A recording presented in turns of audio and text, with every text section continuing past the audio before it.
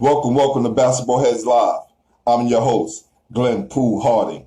Tonight, we have Madison High School royalty, one of its best players in school history. Help me welcome PSAL First Team All-Brooklyn and Georgia College All-Conference player, Darrell Flowers. Let's do it.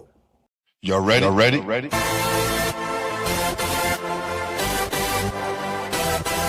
Yes. You have just stepped out into the world of chaos. Where everybody goes hard. Come on. Go hard. Go hard. Go home. Never back down. You gotta hold your own. Go hard.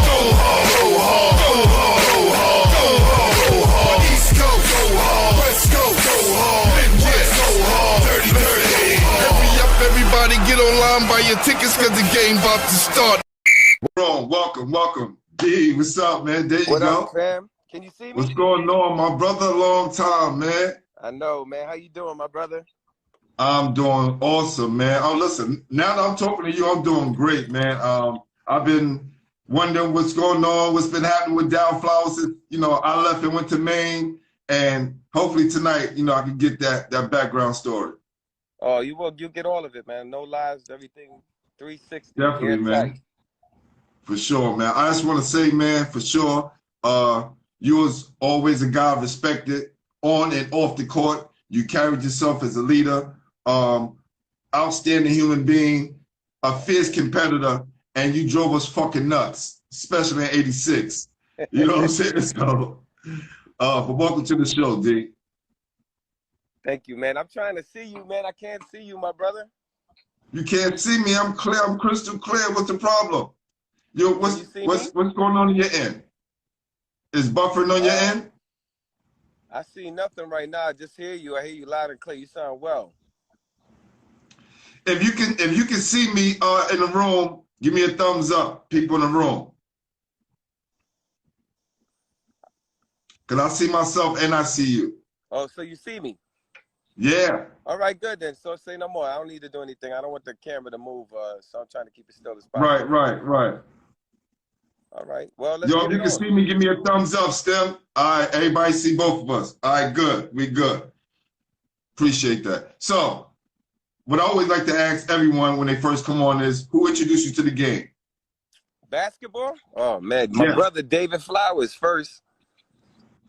My older brother, David. My first sport was basketball, man. What happened was I ain't like the dirt and all of that. I guess I get it from my mother. She's like a neat freak. I wouldn't say a freak, but she's very clean. She taught us to, keep ourselves very hygienically clean.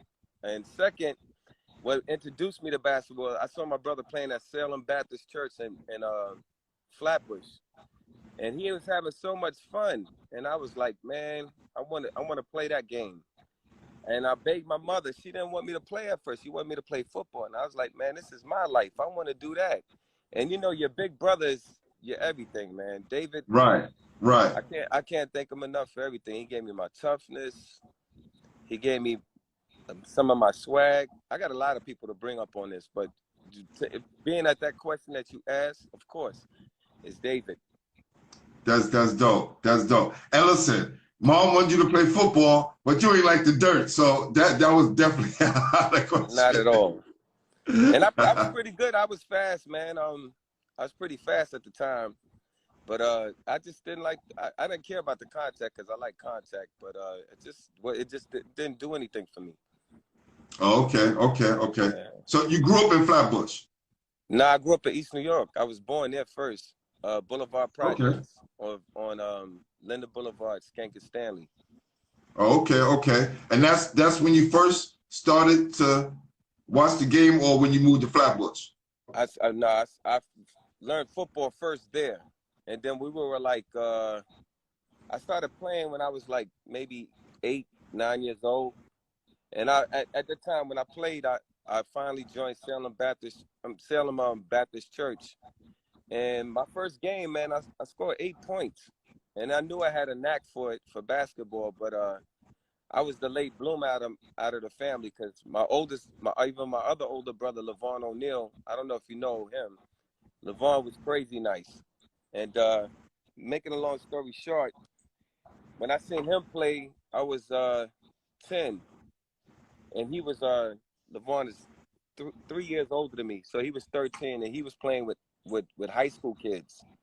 And that's when I said Wow. to myself, man, I got to get in the lab because David and Levon, they were just so much better than me. And I just knew that I want to be as good as them. And I just kept pushing and pushing and working on my game. But Yeah, my guy Rick, that's on here. He know your brother. He heard of your brother. oh yeah, Definitely. listen, Yeah, he they said it got a was big good. name in Yeah. New York too. David just never really like pushed himself. He was so good at 7th grade. He was playing with high school players. And he just never like really stayed working on his game. But if he would have stayed working on his game, he was a two-way player. He played very good defense. He was a good rebounder. He didn't have the handle like that, but he could at mid-range he was deadly on that. But he never, I guess, I don't know, he maybe got distracted with basketball and didn't do it for him Yeah. like that. Stem say he played for Feds Academy. Yes, he did. Did he play with Juice and Mark Brown and them? Yes, he did. Him and Levon. Got you. Yeah. Got you. I know Levon exactly what you're talking about now. Levon was the starting point guard. V came off the bench, and Dave came off the bench. Got you. So I know you know Vincent Montos. V. Facts. Yeah, he came off the bench with them. Okay. Yeah, they had a crew too. Fez had a nice team.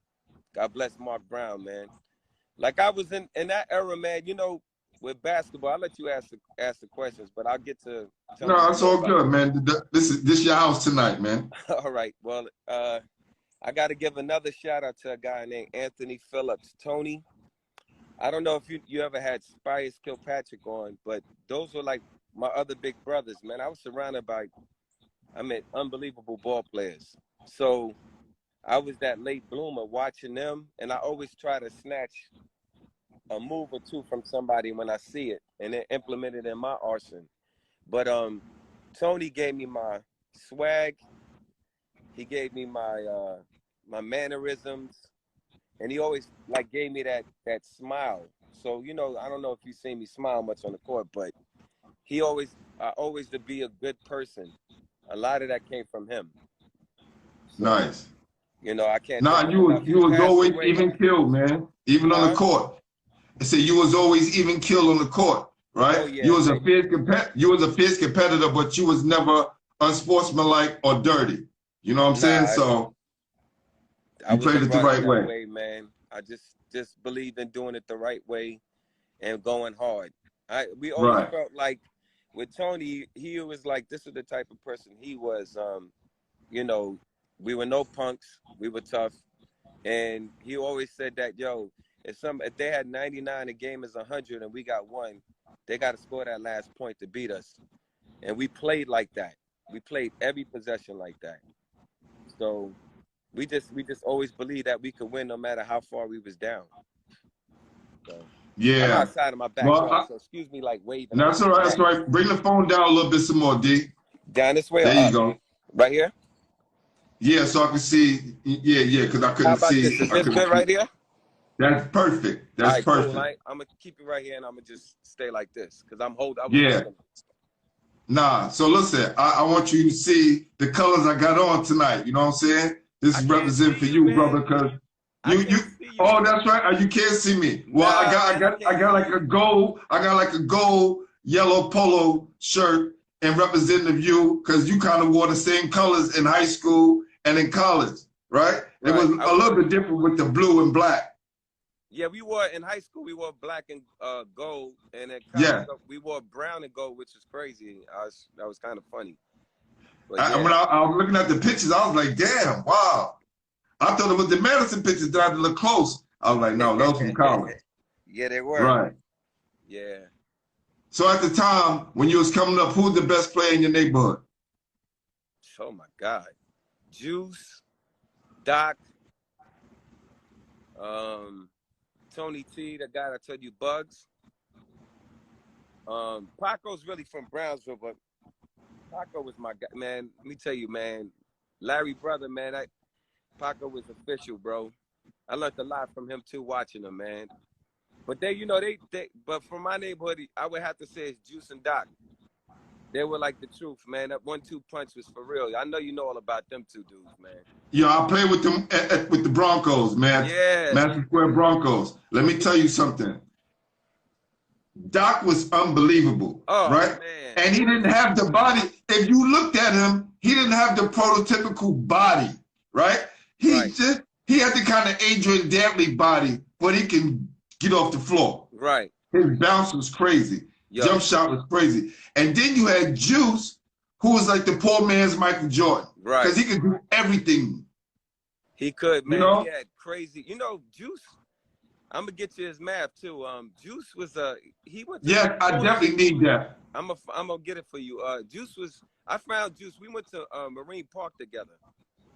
And I didn't come to high school until, we'll get to that in a minute. But Juice I found we was in junior high. We was in like 8th grade, 7th grade. And me and him ended up just locking like from the door. And he lived on 40th and Farragut at the time in Flatbush. And I lived on 18th and Cortilla Road. And we just hung out all the time, man. And I brought Juice around to all the tournaments, but then when he met with Doc, he just turned up, man. Like they were on a whole nother level, man. Them two dudes were serious, man. Yo, with those two guys, we won the AAU City Championship that year, right? It was that we beat Riverside and Gauchos that year, and they had everyone. And in the championship game, Lloyd wouldn't sub out in like the 4th quarter, and it threw his team off, right? Because he wasn't sub out. Dave, he went to listen to Dave and stayed in the game, and it kind of threw the rhythm of the team off, and you know we stuck it to him after that. You know, which was crazy. So and we wouldn't have done it without Mark and Juice for sure. Because those two dudes, man, you already know Juice, Mark they both had a handle, but Mark to me, Mark was better than Juice, but Mark didn't work on his game too, man. God bless his soul. Mark had that. He could pat that thing, man. Yo. Oh no, he could. But I think if Juice was focused, Juice could have played in the league. Yeah, well, you know, I ain't gonna blow Juice business up, but Juice could have played on the league. So did Mark. I remember I took me and Doc. This is how me and Jason Williams became tight when we was at West 4th. We was playing Red All Stars. Red he talked to Jason's people to get him to come, and Mark and Juice. All the time when he was at the Broncos, he used to say, yo, man, I got a dude in Brooklyn that y'all look so much alike. Y'all could be brothers. You better, he used to crack jokes and say, yo, you better talk to your pops and make sure your pops, because you look like Darrell Flowers. And then they used to say the same thing. People used to say that I look like Jason Williams. So when I came out to West 4th Street in the tournament, Jason and me, as soon as I came out the train, he was sitting, you know how you come out to the park, right there on 4th Street. And right before you get into the entrance, he was sitting in his BMW and he was like, yo, man, you Darrell Flowers? I said, yeah. I said, I already know who you are. We hit it off from the door. So I took Mark Brown after me and Jason started hanging out all the time.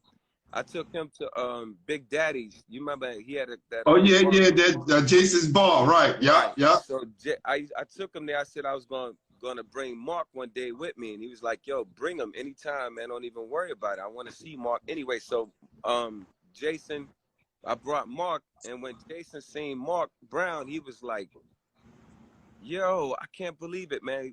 We sat all night just talking about ball, all of us, and just all back in the day, but. Jason said a true testimony. It's the truth. He said, I can't believe you ain't make it, Jason.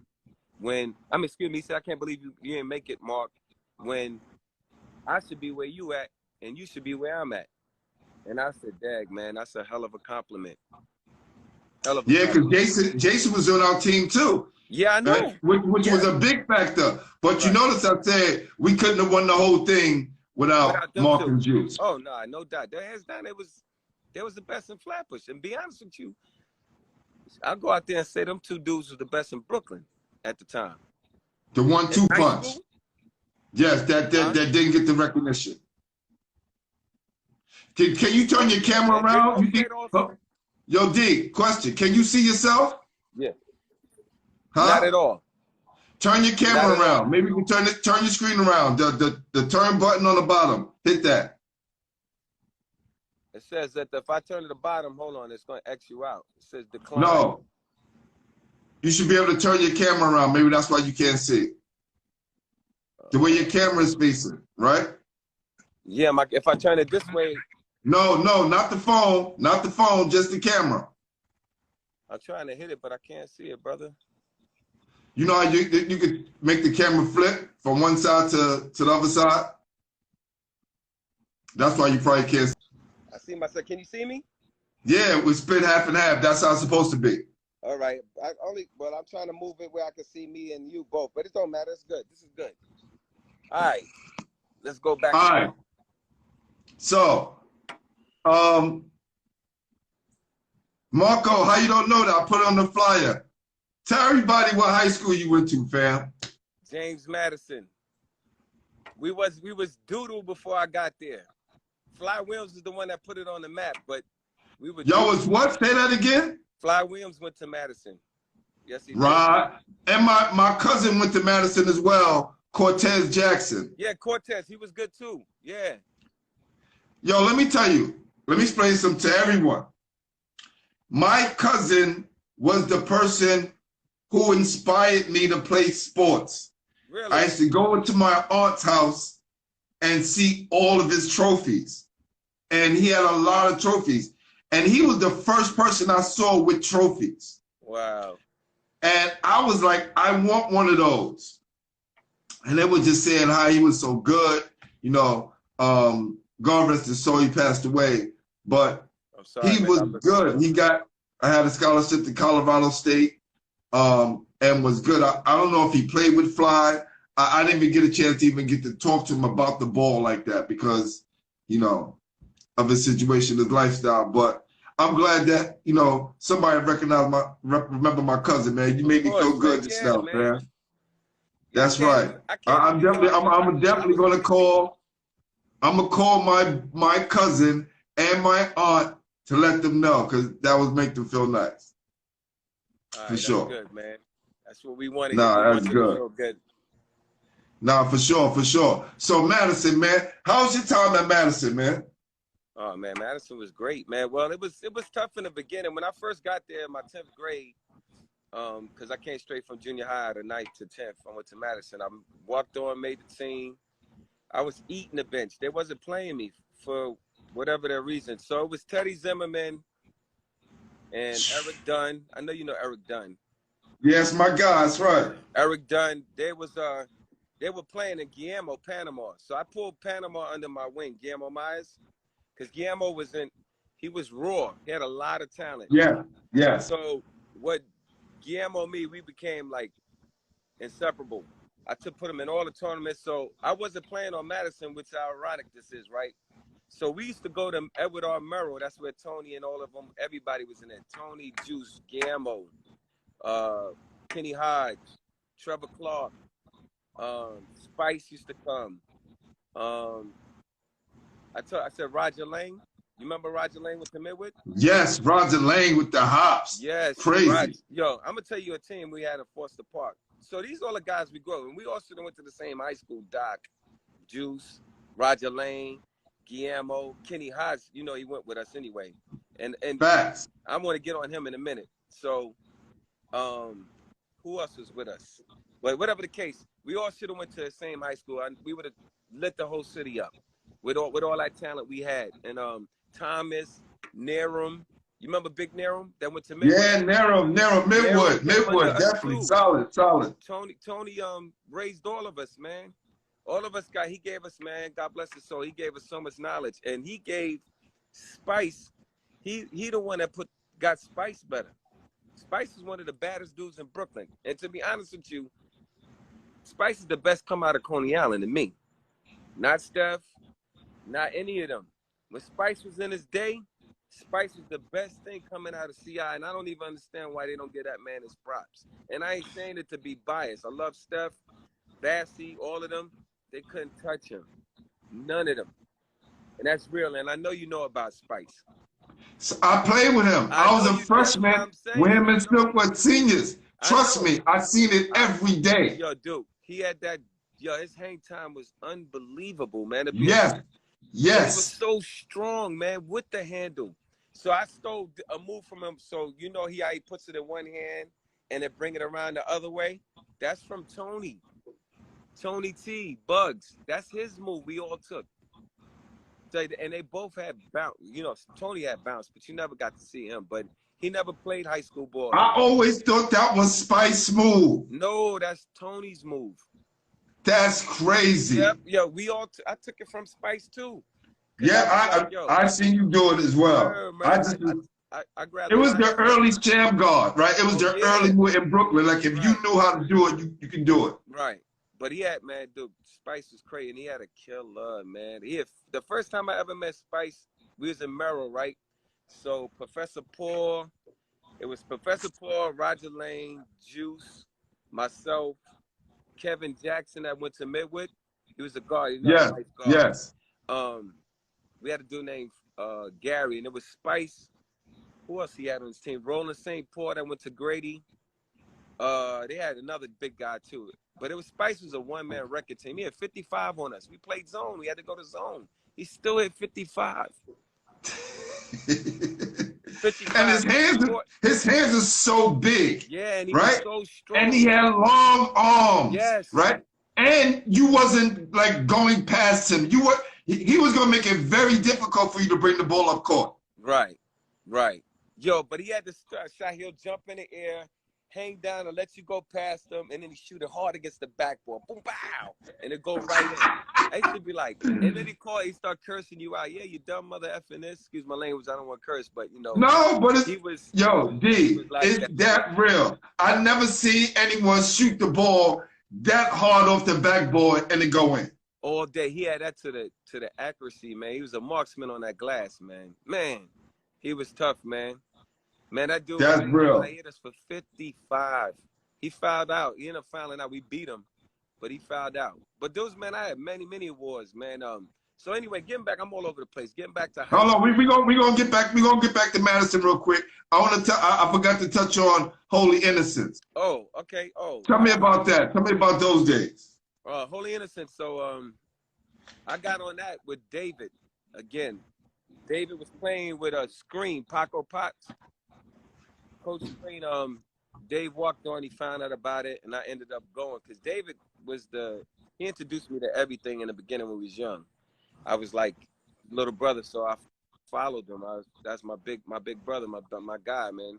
He put me on to everything, man. I can't even lie. And that's when we met Paco and Troy Douglas. You know, Raheem now, he calls him. Raheem. Troy Douglas is a big. Let me tell you, I forget his name in high school. Like in high school, I just knew Troy Douglas.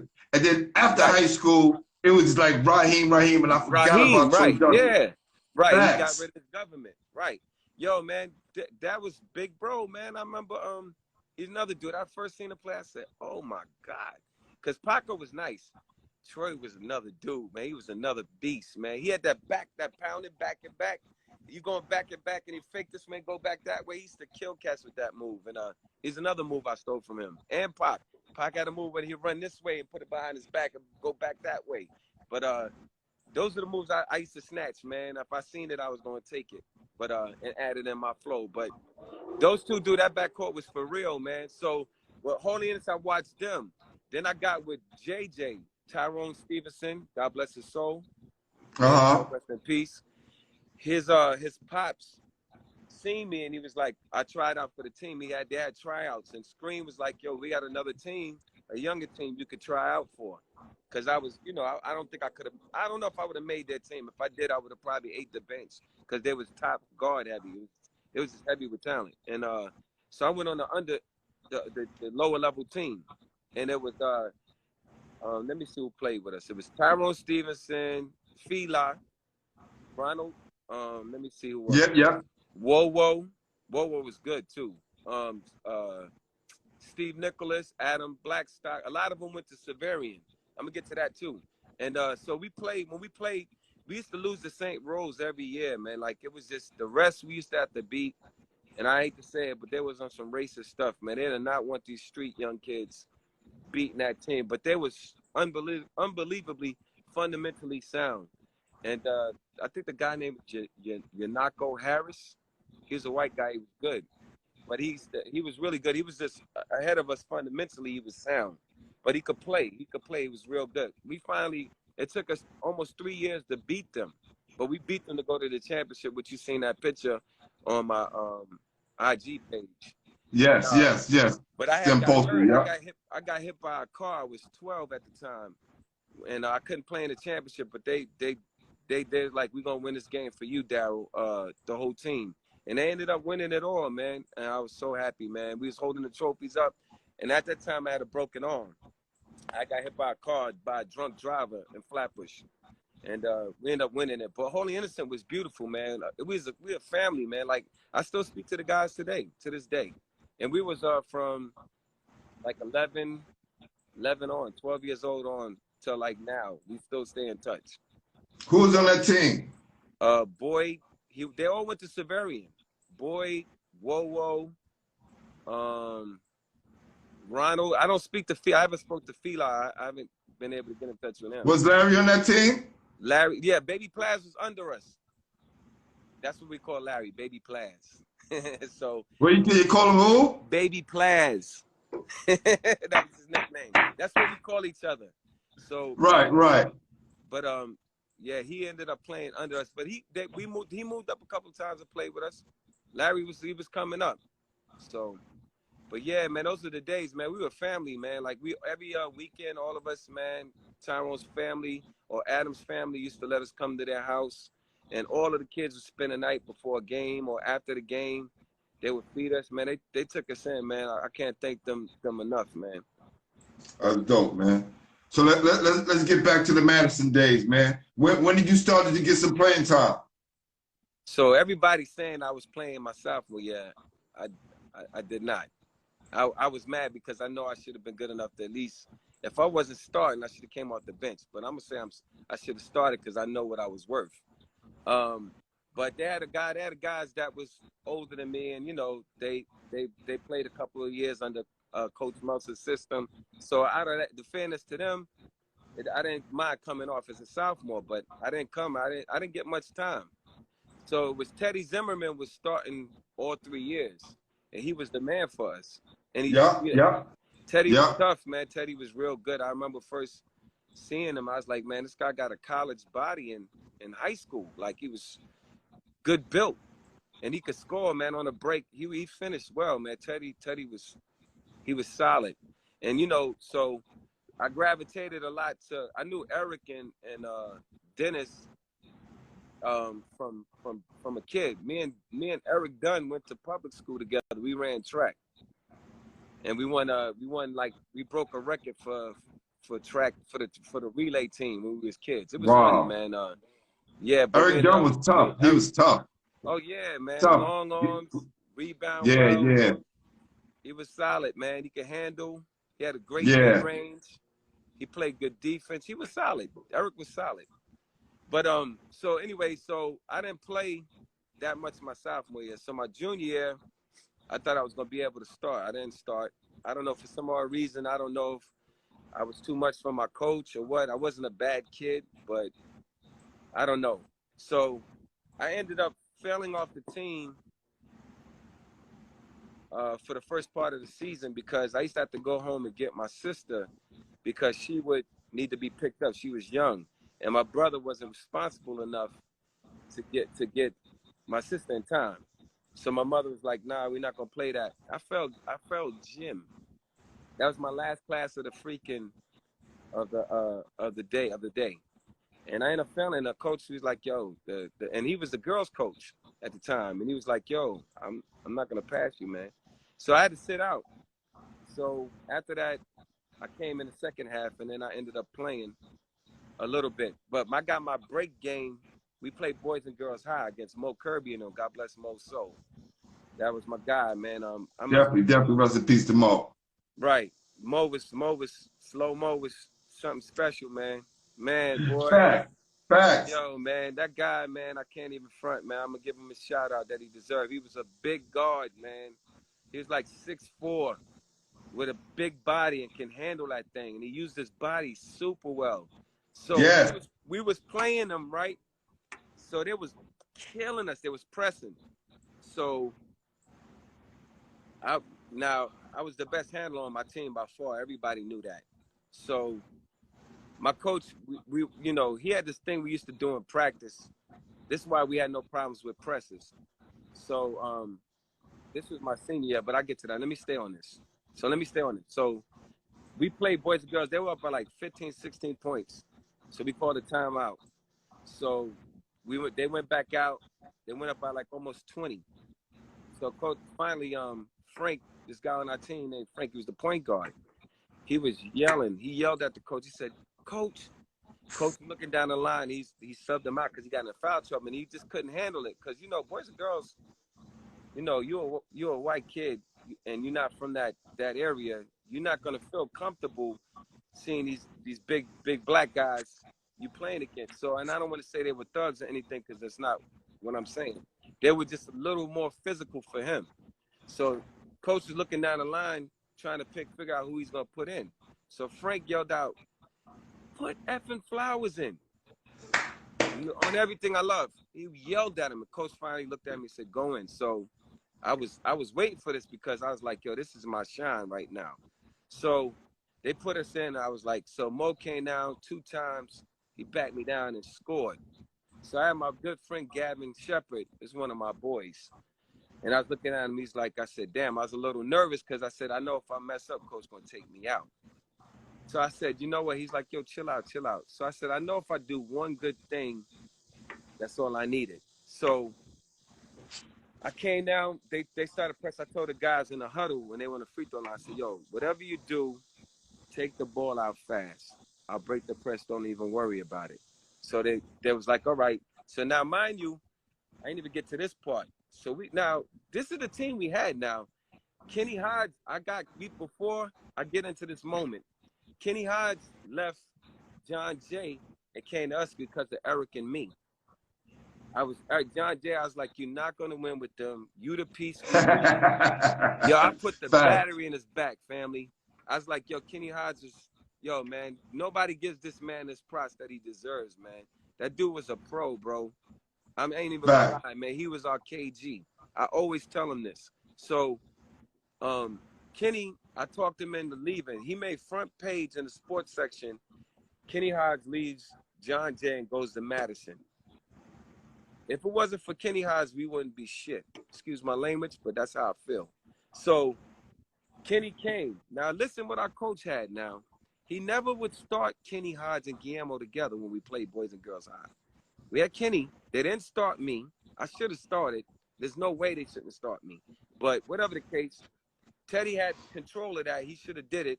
And I know we would have won a few chips with that. Especially that year. You had Kenny Hodge, Guillermo Myers, Teddy Zimmerman, Eric, myself. We had Mark Beach. The dude came off the bench. We had Frank could have came off me. I could have developed him. But coach had his way. I don't think he was prepared for that talent. And there's no disrespect to him. We had a lot of talent. But he was a principal kind of guy.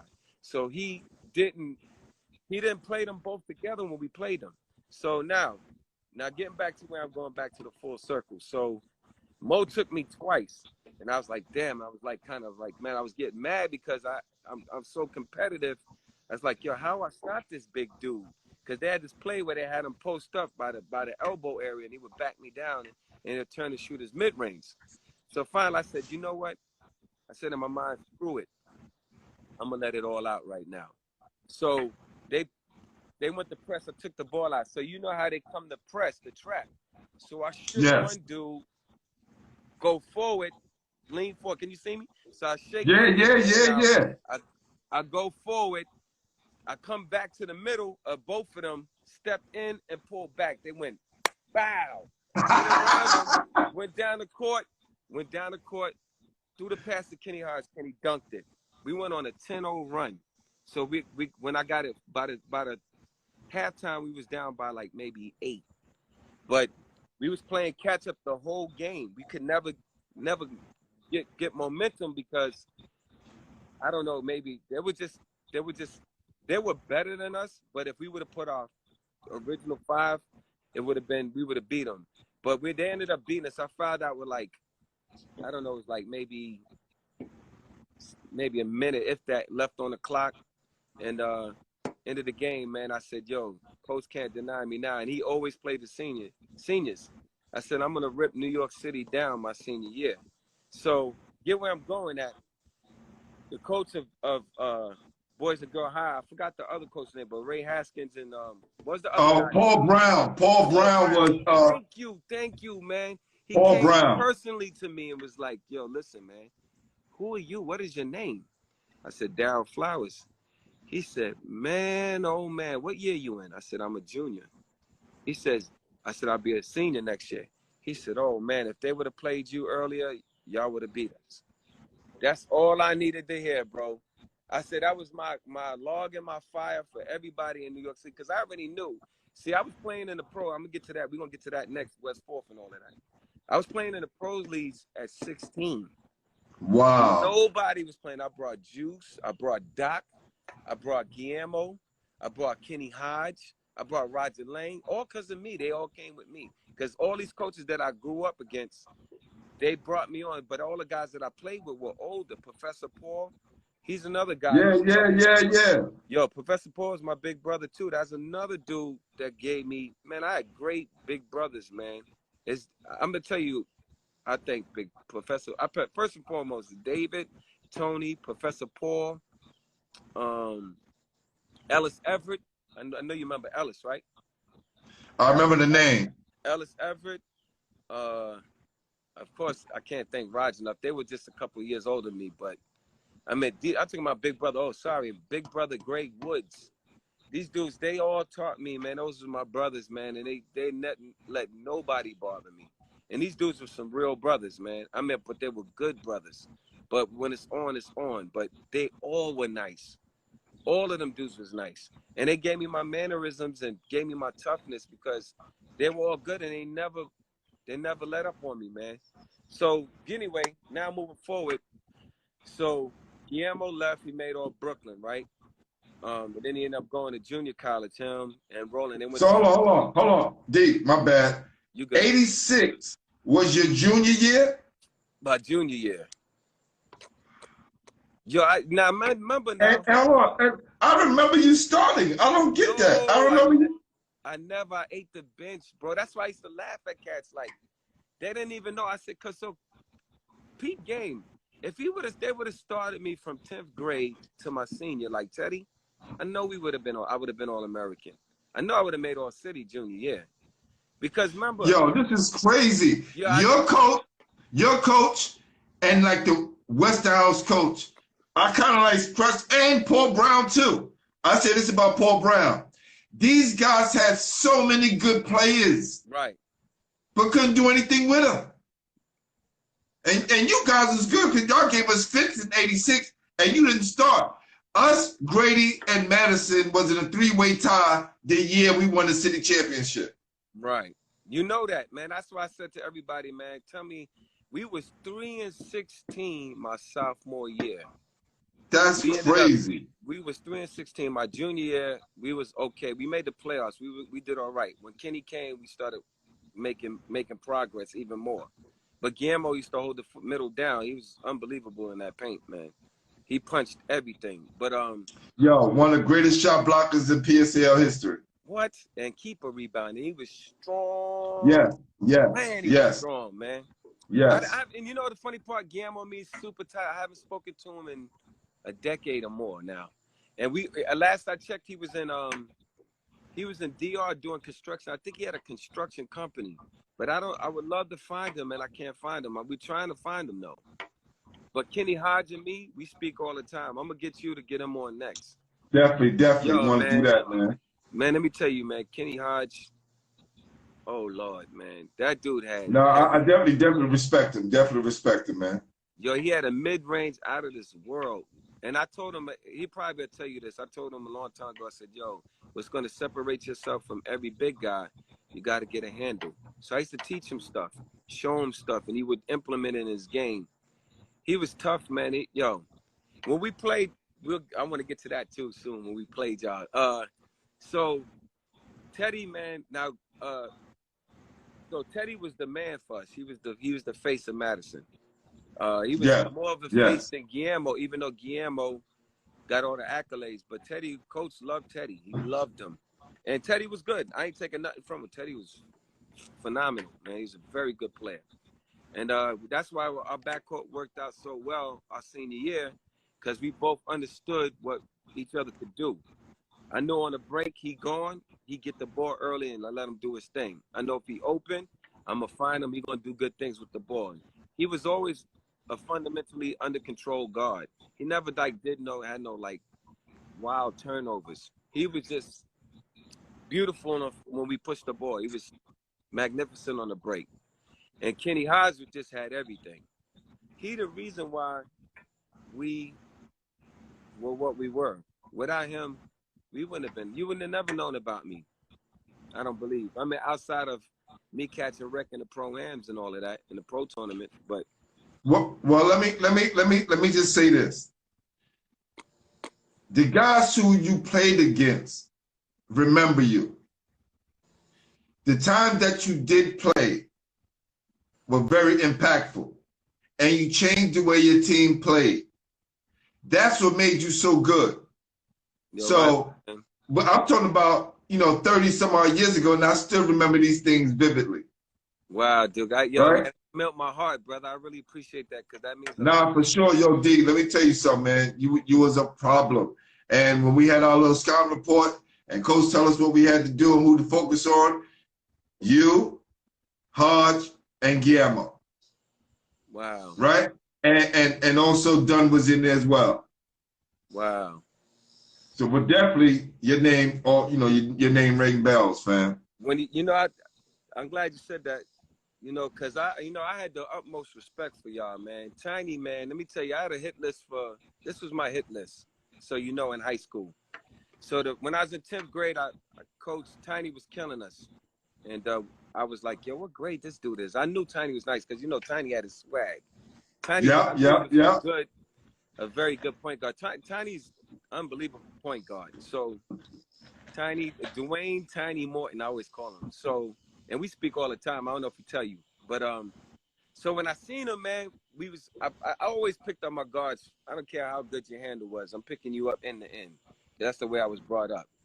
I don't care how nice your handle is. I'm coming at you. I'm gonna pick you up. So I picked Tiny up in the beginning. He was cutting our guards up. So I was like, yo, I want to get a taste. I want to see how he is. I knew he was good because from the layup line watching and how he was handling the ball, I said, and then he used to roll that shirt up on his thing. He don't know I'll be watching, but I was watching. He used to roll his joint up and one sleeve up, and he had his little dancing moves or whatever case.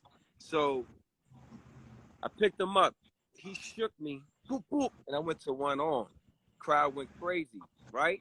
I went down to one arm. He almost floored me. So I said, yo, I got to get this dude back. I was already mad because I didn't play that. You shake me, I'm going to shake you back. So, and I'm going to come at you because that's just how competitive I was. So before the whistle got a chance to get him, coach blew the whistle, subbed me out. So Tiny never knew this, so now he can hear it. And I never told him, but he was always on my hit list because of that moment. And from that day on, I said, I'm gunning for him. And then Bernard Christian Kelly from Lafayette. Yes. So I happened to see him when they played. They went to Grady. Or it might have been at your school. He went to Lafayette. No, I know, but I'm saying, no, he went to Lafayette. Shake is my guy. I was one of my nemesis, my arch rivals. So right. Him and Tiny, those are the two dudes I was gunning for. And Anton Lewis, I'll get to him in a minute too. And so Tiny, I seen Shake.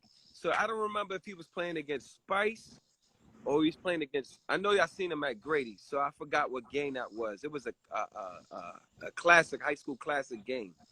And I seen him and I was like, I was in junior high at the time. And I said, damn, David, my brother, he was playing for Grady. He was trying out for them. He was giving it a try. So they were playing, and Eric Ice Leslie was playing in that game, and Shake was playing. I was like, yo, who this guard from Lafayette? So I looked him up in the brochure, and they said Bernard Kelly. And I was like, yo, what grade this dude in? And, you know, Shake was a big guard. He was big. And he had physique, all that. yeah, he was strong, yeah. Big, tall, good body. He could jump. He had a good physique. Everything. He was solid. He was putting in work. I said, yo, what grade this dude is in? 9th grade, son. He was starting. And I was like, oh, man, I got homework to do. I got to play against these dudes next year because I knew I was going to Madison. I said, yo, I got homework to do. From that day on, I had to trigger a gunshot for him, too. He was on my hit list because I said, yo, I will not get embarrassed by these dudes. But I ain't going to lie. Shake lit us up, boy, in the playoffs. That's when we went to play y'all, the game before y'all, we played Shaking them. So I come in. I was like, yo, what up, Shake? You know, we all tight and all. And I was like, yo, what up, man? He looked at me like this. You know, with his mean look. So I was like, so I started laughing. I was like, yo, you ain't gonna give me dab kick? He's like, yo. And he kept walking. I said, oh, all right, then. Fuck you. Excuse my language. It's on there. That's right. And I'm glad he did that because I was going to, I would have been a little maybe more nonchalant. Right. You've been acting like the NBA guys do today. Right. Exactly. So I said, oh, it's on, bro. I said, it's always been on when I step on the court, but it was really on. Yo, man, Shake finished off with I think he had about 27, 28. Damn. Yo, he killed us, man. He had one play. He shook Darrell. Darrell dropped his knee. He shook Teddy. Teddy went to the side. He shook me. I went to my arm. And this is all in one motion because we was going to try to trap him because we wanted to get the ball out of his hand. He came down and pulled up, shot a 3. But Shake, man, I ain't gonna lie, that dude was unbelievable scorer, man. I told him, I said, you should have went to Lincoln, man. You and Tiny in the backcourt. Oh my Lord. Could you imagine that? Wow. We talk about that all the time when we all three of us together. Because every time I come to New York, Tiny, all of us, we meet up. Tiny, myself, and my brother. I said, yo, you should have never went to Lafayette. Y'all would have got him. And listen, Tiny was going to transfer, I think, to Lafayette or Grady after his freshman year in Lincoln. Worst move he could have did. Yeah, we talked about that.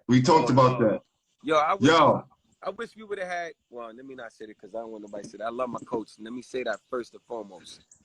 But I wish my coach was a little more seasoned. God bless him. But, yo, he was a great person.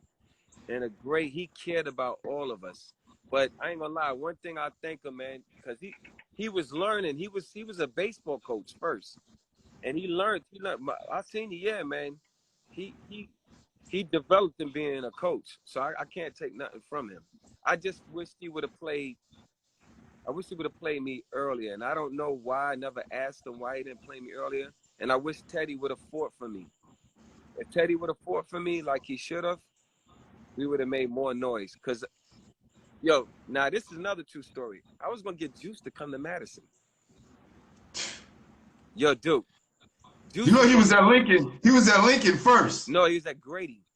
Grady first. Yeah. And threw a chair. Right. And then he was trying to come to Lincoln, and my coach wasn't having it. Yo, I remember because he was talking to us about it. And that would have been a good thing for him to go there. But I told him, I said, yo, come to Madison. A bad thing for me. Nah, you would have played. Nah, Juice. I know. I'm just saying. That was my guy. Guy. Yeah. Nah, you would have did work too. That would have made y'all even better if he would have went there. But he was gonna come to Madison. But then Doc got him, and then who else was coaching with them? I think what's his name had it? God bless his soul, man. Come on, Darrell. He used to run BRC. Oh, Jocko. Jocko, thank you, man. Sorry, man. Jocko got their hands on Juice, and that was it. But basketball-wise, that's cool. They wanted me to go there too. I said, nah, I'm gonna stay here. I want to finish at Madison. I started here. I want to finish there. Well, I just want to say this. My guy Lamont Jones said Darrell is one of the cats I watched on the way up. Yo, salute Salute. Salute, yo, Lamar. I'm about to give you your respect too, bro. I never knew Lamar went to Brooklyn Tech. When we played, Yeah. when we played Yeah. Brooklyn Tech, man, oh man, and I ain't disrespecting them. I ain't even know because he didn't tell me this until I seen him at the 40 and over league up in Harlem. He said, "Yo, D, man, I want to tell you this, man. You the reason why I wanted to get nice, yo, bro. That was Wow. one of the greatest compliments from a New York guard that I respect so much to come and tell me that. Cause I never hated Lamont, and I hope you hear him, brother. We never had this conversation. I don't know where we had that friction ever came from. I really believe it was from Kingston Park. I don't know. Somebody said I said something to you or whatever. But me and him, man, on the court, we hated each other, bro. Or at least it seemed like that. I know I gunned from him, now, and I know he was good and he was up and coming. But Lamont was nice, man. And when we played him at Canton Park, man, I was like, yo, man, I was mad they beat us, but I was like, yo, I'm gonna give it to them. But yo, Lamont, man, yo, bro, I appreciate your love, man. I salute you back, man. You're one of the baddest guards out of New York City too, brother. And for you to give me He love, needs to realize that. He needs to realize that. I know he knows it, but from the time I seen him, I think 10, 11 years old, score 54 points in the Brevoort Coliseum in the midget league, I knew he was special. right? You know, and then I got to see him later on, right? And see his brother and what he accomplished. These stories need to be told. Oh man, right? Lamont, his son was nice. He had that Kelly, yo, he could orchestrate a team well, man. Like, you know, I don't know if I mean everybody know Lamont is nice. So I mean it's hands down. If you know the circle in New York of ball players is small. So when guys spit and talk all that, like they played this and they did that and all that, like I go through stuff out here with some of my partners that be at LA Fitness and all, and I be like, yo, bro, I'm an OG now. I don't play like that. I don't even, you know, ball don't move me to play like that no more. But you guys couldn't see me at all, man. That's like a whole nother level, man. I said I let Oh, for people sure. speak for me. But you know, that's the new era. They don't respect the OGs, and you know it is what But it is. this is why we doing what we doing, D, right? Right, So the young guys can hear these stories, not only appreciate what you guys did, but kind of learn, right? All of these things are lessons that the new guys can learn from. Take, for instance, Lamont said he watched you in the Unlimited game his freshman year, right? So he's watching you being a youngster and saying to himself, damn, I got to work on my game. So probably when you guys faced each other, he knew what it meant so much to him. right, Y'all was definitely going to clash, right, right? It right. wasn't anything personal, but that's what the game brings out of you. Absolutely, absolutely. You I know, love my even brother, though you yo, and man. Shake was cool, he would not shake your hand. Right. That was your dude. Yeah, right, right. That's how, you know, New York, we don't give an inch, man, to nobody, man. People, they don't do it, man. And I say to myself, that's where we messed up at. Because if we would have gave each other more love, a lot of us would have went further, man. I know it because nobody was giving an inch. And you know, we knew the respect. You knew homie was nice. And you know when you get ready to go, oh, I'm going to play against Lamar Jones and Charles Jones and Biz and all these names, you know their team is stacked up. Yo, we about to go get at them. And then, you know it's on and everybody, yo, I'm coming to see that. Y'all be there, you know, things like that. But yeah, man, man, I tell you, man, I will never give up my childhood basketball for nothing. I tell Nah. everybody that y'all guys don't even understand what we went through, man. We used to play sun up, sun down, man. And yo, man, let me tell you our five. So this was the five. It was Juice and me in the backcourt. Mark was the 3. Roger Lane was the 4. Professor Paul was the 5. Yo, we used to go and kill. Now we had Guillermo. Guillermo came later in life, and Kenny Hodge, son. And then we had Roland St. Paul. Damn. Yeah, yo, dude. Then I had my brother LaVon O'Neal. We used to come out once in the blue when we needed him. But this was just Flatbush.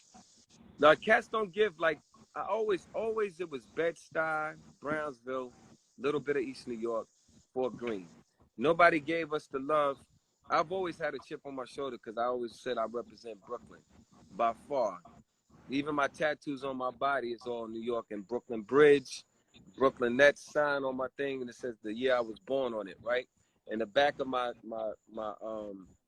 tattoo has the New York City skyline with me laying a basketball over it.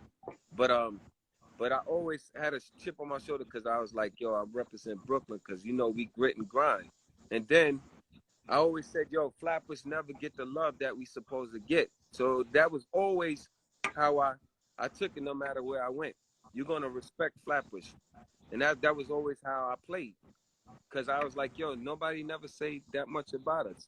I mean, they know us, but, you know, I mean, cats are so Some definitely some good ballers came out of Flatbush, man, for sure. Right. For sure. Right. So D. So. Right, this is the part of the show where we ask guys, you know, who ass did you busted that let you know you had arrived? Oh man. Well, first, my brother David was first. I didn't bust his ass though. When I said if I could beat him in a one-on-one, I could beat anybody. So David, we played a game and I finally beat him. I was like 16, maybe 17, by 17. And I started saying, all right, once I beat him, I knew I arrived. But man, I gave a lot of people problems, man. Reedy's my guy too. When we played Lamar and them in the championship, I think I had like 40. I think I had about 40 points. They beat us though in the championship. I was mad about that, but they got us. But yeah, he said you killed them. Who, Lamar said that? Yeah, he just said it on here. Nah, man, that's my guy, man. Yo, man, for you to say that, I appreciate that. Thank you, man. But I had a good game, and I had to get up for Lamar, man. Them dudes was good, man. Like, and I wanted to win. You know, there's a chip. They beat us though, and then yeah, my man Mark, we pushing 43. Said Lamar Jones was the first person I saw make fadeaways in person. Yeah, Lamar had it, man. He had it all. He could pass. He could pat that thing. He had good body control. He moved well on the court. I mean, that's a lot. I see it getting dark out there, man. So I want to get through these questions real quick. Yeah, it's starting to get dark out there. I can see you still. There you go. There you go. Oh, here, I can put the light on. Hold on. I'll take you to my crib. I'm in my backyard, man. Let me take. So where you at now, D? I'm in Georgia. Nice. So look. So this is what we're gonna do. We're gonna come back for session 2. All right. We're gonna come back for another session so we can get to the Georgia College. All right, that's cool. Cool, G. So your senior year, right? Yeah. You make all Brooklyn. It's you, Hassan, Ducombe, Larrell Hendricks. What up, Larrell? Larrell was a problem. Larrell on there too? Larrell, definitely. Oh, yeah, Tiny, I he's on here. And Antoine Lewis. Oh, Antoine, I want to get to him, man, if I can. Woo. Yeah, for sure. That 5 was a crazy 5. And I'm mad because that was my senior year and I had to go to Maine, right? Oh, man. So I look at you guys and say, damn, I'm supposed to be on there. But you guys deserve to be there and put in the work to be there. So how was that senior year for you? Oh, man, senior year was incredible, man. I had my friends, Trevor Clark. So this was McGammo. I tell you a true story. This was a log in my file, right?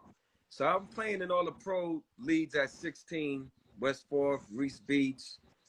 I'm playing in all the major tournaments in New York City, right? And so Trevor, I brought all of these guys with me, Guillermo, Kenny, Trevor. So that day when we was in the car with Guillermo and we was taking them to the Junction in Brooklyn, Junction Avenue. They were taking the airport. Yeah. Right. They were taking a bus to the airport because they was getting ready to go to Santa Barbara Junior College. It was him and Roland St. Paul that played at Grady.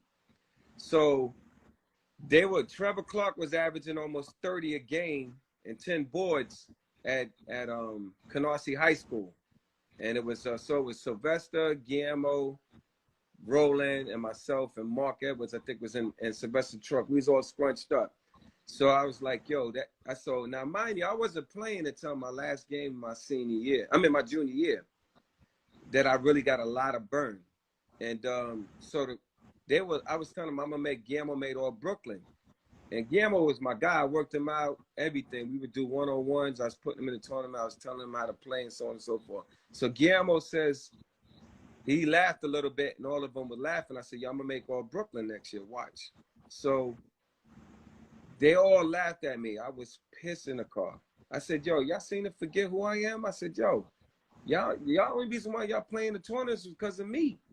And they were laughing. They was like, yo, Trevor was like, how you gonna make all Brooklyn over me when I'm averaging 30? I said, yo, bro, you seem to forget. I mean, he had a point. Now, don't get it twisted. He had a point.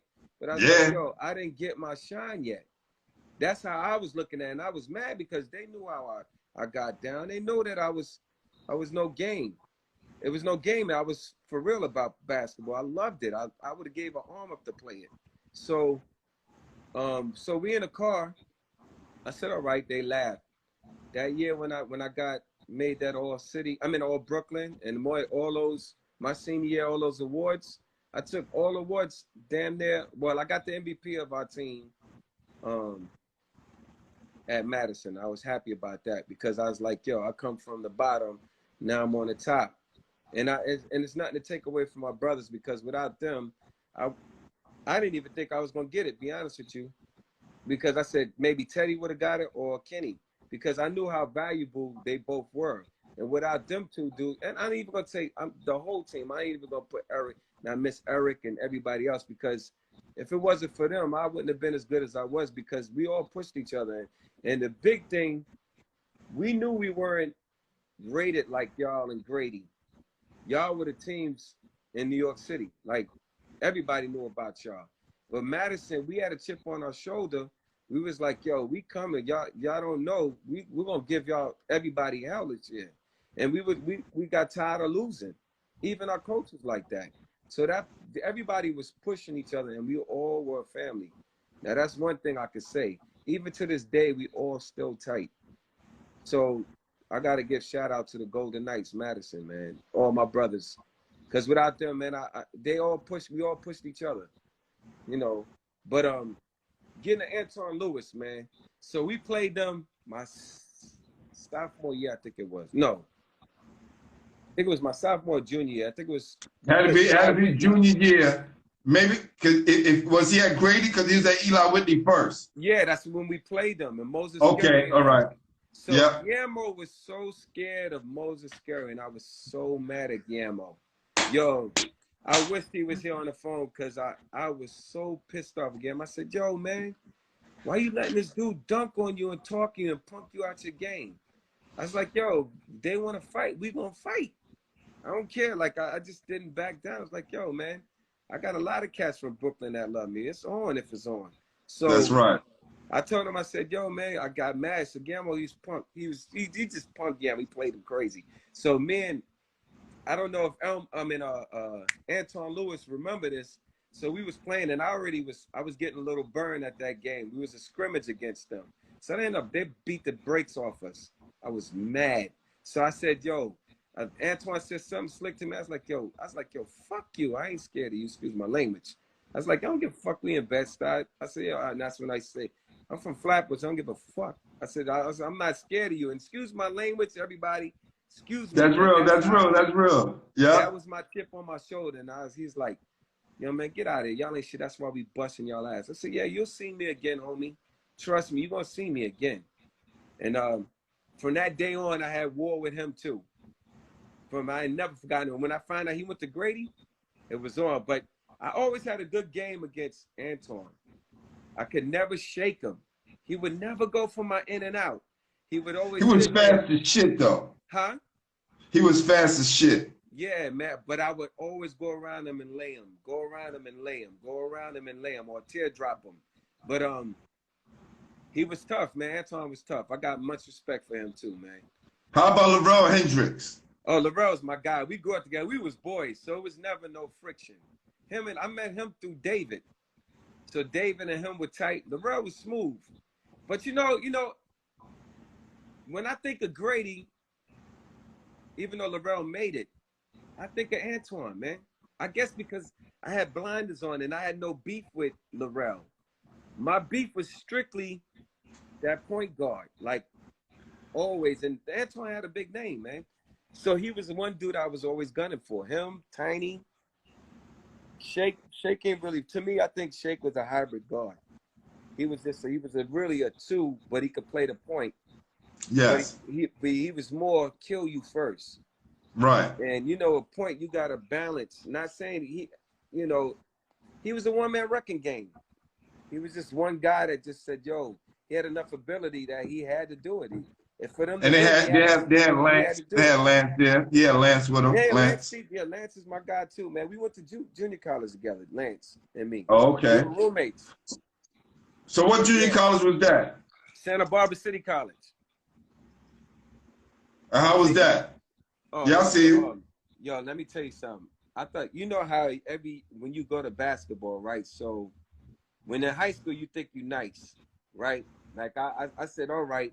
I started making a name. I'm in West Fourth. I made the All-Star. When I was 17, I made it 18. And I made it 3 years at West Fourth All-Star. So I started coming in my own like then. So I just said that's when you start saying, all right, I know I'm getting better. I'm good. I felt at that point I felt like I achieved what I could achieve for high school at the time that I had to do it in. So when I get to college, Frank Carbajal, you could Google him, man. God bless his soul. He came to the United States. He was a Mexican. He came to the United States with $50, man. He taught himself how to read and write in English, and he ended up getting his degrees. He wrote a book, and basketball he fell in love with. I knew nothing about basketball till I got to him. Like, when I came to college and I first seen Guillermo and Roland, I was like, unbelievable. Their footwork was crazy. Because I teach now too. We'll get to that later. Okay. But his footwork was, oh man, unbelievable. But he taught us, yo, we really practiced like pros, man. Like all the way. I thought just going up and down and doing moves, like he taught us all the fundamentals about basketball. He taught us how to write plays, how to run a play. We had a play that we ran, nobody could stop it. You study it, we could go either way with it. It was called Vaquero. That was the name of our mascot. And he was just a phenomenal coach. But our practices was tough, man. Like if I turned the ball over, I had to run a mile. If you miss a dunk on a break, that's 5 miles. So our practices was 4 hours. So after the 4-hour practice, we would have to run our miles. And all the miles that we accumulated before the game, we had to get them done before it was time to play. So when I first went to college in Santa Barbara, I was That's real tougher tough. than some Division I fucking programs. We never practiced like that, not 4 hours straight. Yo, man, let me tell you, man, it's crazy because the Lakers came to our facility to practice when they won a chip in '87. It was them. They used to come work out. And then what's the name came to our facility? Golden State Warriors.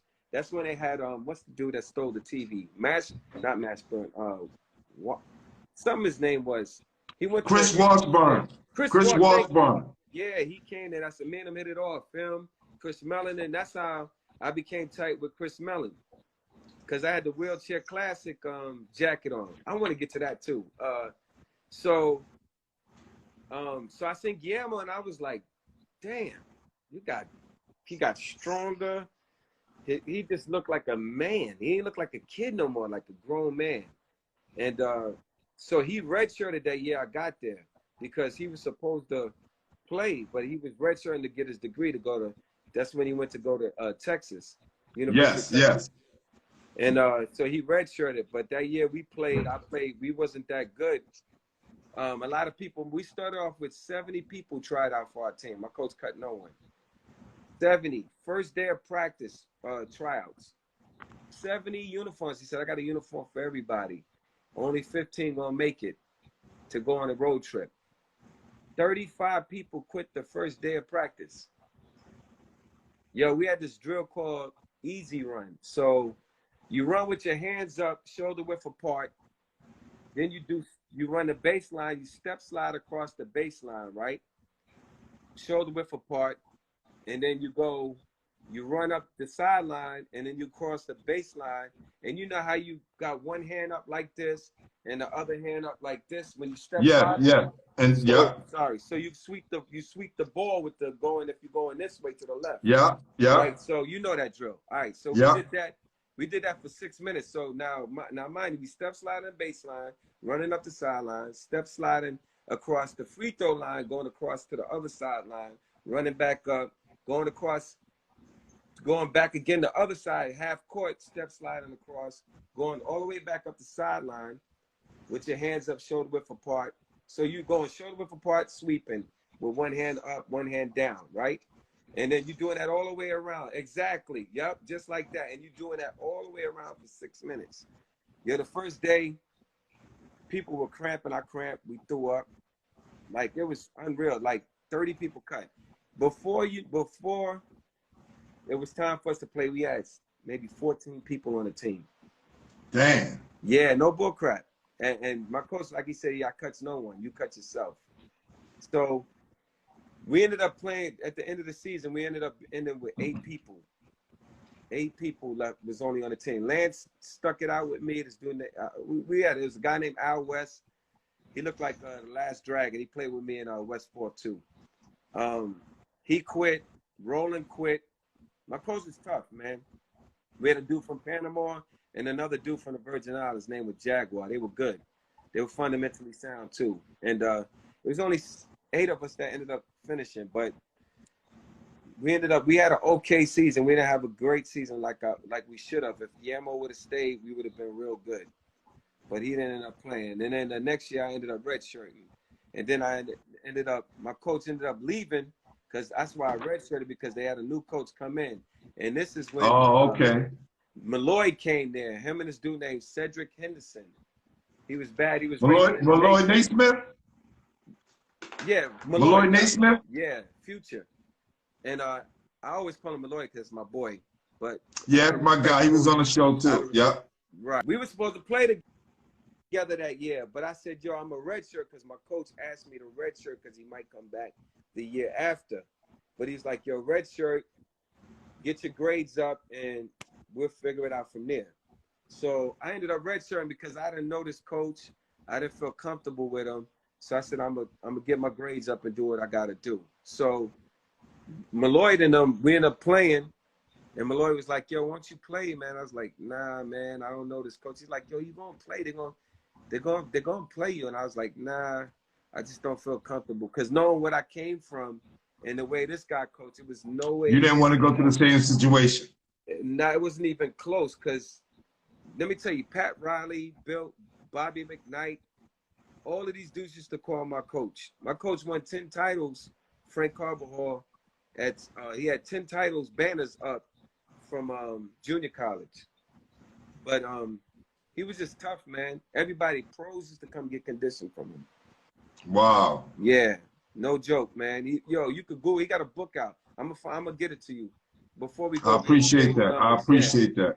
Man, God bless his soul. And what he taught us about, man, this is another thing. He taught us about getting things right the first time right, doing it right the first time. And he taught us about being good people and understanding how life is. It's hard for us. And you know, I'm big on the Black Lives Matters because you know what we go through. We got to always go through obstacles to get where we at. And right. I'm a big person of that because I know nothing comes easy. You got to work for it. And he taught us that. He taught us how to be men outside of hard work. Yo, man, let me tell you, man. I went there, I was 169. And when I left, I was 187 in 6 months. Wow. That's all I put up. My shoulders got bigger because of that easy run drill and all the working out we did. And we ate good. We ate really good. We had a good meal plan that the coach had us on. Man, that was the best shape I was in life. And I was never a crazy high flyer, but I was poking it easy, you know. But my handle was serious because he was serious about keeping the ball below your knee. So that's how I started really giving people problems because That's how I dribbled. I could bring it high, but it was always low. That's how it was. But he was no joke. So I So, ended up leaving there. uh-huh. That's what I want to get to now. So Was anybody recruiting you after that? After that year you oh, set out? I had a lot of D1 schools, but I didn't finish and get my associates. So my junior college coach that ended up staying there, his name is Larry Lissette. He was like, yo, I'm going down to Georgia. Won't you come with me, man? You know I'm gonna take care of you. I said, yo, man, I'm going D1, man. That's always my dream Did that? anyway. And he's like, yo, don't worry about it. You could do it from, huh? That's all we Yeah. knew. Yeah. That's So it. I was saying I want to go D1. Right. And I said, I know I could play D1. And so he was like, he said to me, Flowers, you know, I'll take care of you. Don't worry about it. I'll take care of you. And I was like, all right. I said, I'll think about it. And he just kept pressing on me. And I found out going down to school in Millersville in Georgia out here. And it was great, man. I met a bunch of great brothers. We had a great team. Bill Hodges ended up coaching us. And he coached Larry Bird, Indiana Okay. State. You And remember Indiana him State. too. Yeah. He was the Yeah. coach for us so we took our division 3 years in a row. I caught the 2 years with them. And we did it 2 years. I caught the third year they took it in a row. And we ended up my junior year, I ended up averaging 21.9 points a game. That's when you seen the first team, first all conference. So I was getting from the door, I was getting burned. I didn't start when I got there because we had Tim Northcutt and Will. They were the guards, they were brothers. And I came off the bench. I ain't tripped because I was playing the same amount of minutes as them. And at the Right. end of the game, they had me playing. And that was the most important to me. And I ain't care because I knew I had 3 years there. And so my junior year came, I lit up the conference. I was killing them. I had like I said, I averaged 21.9 points a game and 8.9 assists.